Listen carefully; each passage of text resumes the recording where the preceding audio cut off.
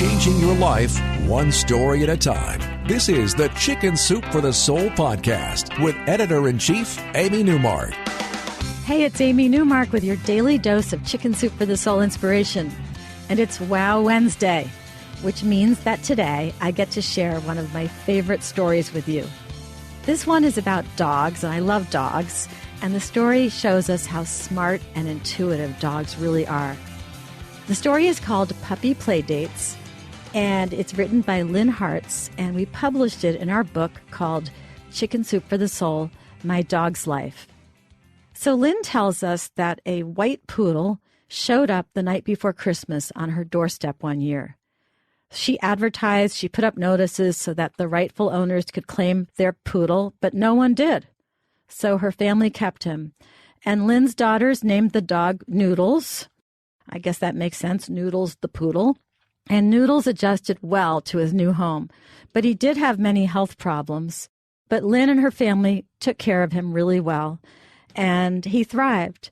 And Noodles became friends, well, really more than friends, I guess friends with benefit, with a female dog in the neighborhood named Wendy, who lived 2 doors away. And as a result, Wendy had a puppy who was adopted by someone else in the neighborhood and named Pepper.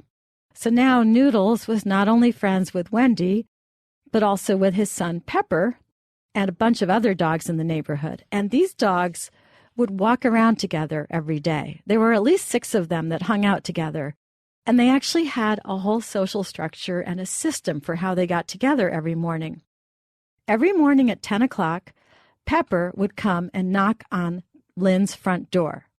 And Noodles would go racing to the door because he couldn't wait to go outside with his son. The 2 of them would sniff each other, and then they would continue on together to Wendy's house to pick up Wendy. And Wendy would leave her yard and go with them, and then they would walk up the hill and pick up other dogs in the neighborhood. And this happened every single day. When Noodles got older, the gang of dogs would come and pick him up last so that he didn't have to walk as far. Already showing how smart these dogs are, right? He used to be one of the first in the gang. Now the whole gang comes and picks him up. And Pepper and his friends would come to the door for Noodles every day at 10 o'clock in the morning. And Pepper was always the one who actually knocked on the door. Well, over time, those early health problems that Noodles had started to catch up with him, and he was also hit by a car, but he did survive.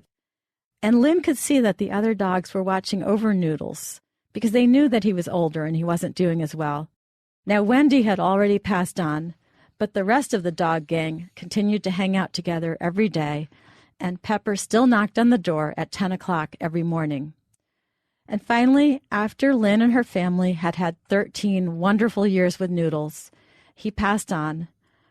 And the next day, there was a knock on the door. And Lynn knew it would be Pepper, and she dreaded opening the door.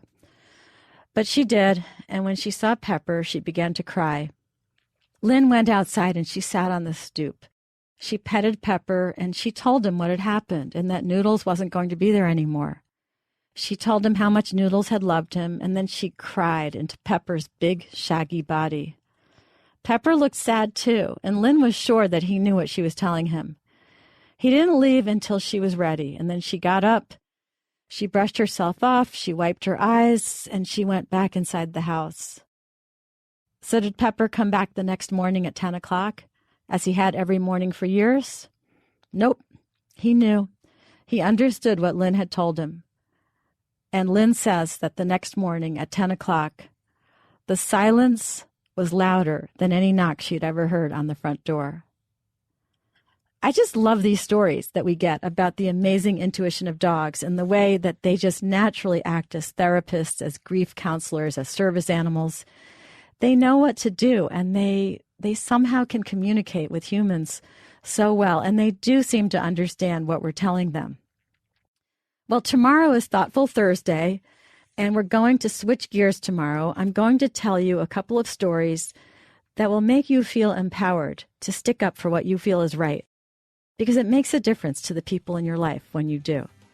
I'm Amy Newmark. Thank you for listening to the Chicken Soup for the Soul podcast today. I hope you'll share it with your friends and family. You can rate and review it on our iTunes page. And if you'd like to read more stories about how amazing dogs are from the book I mentioned today, Chicken Soup for the Soul, My Dog's Life, then please go to our website, chickensoup.com.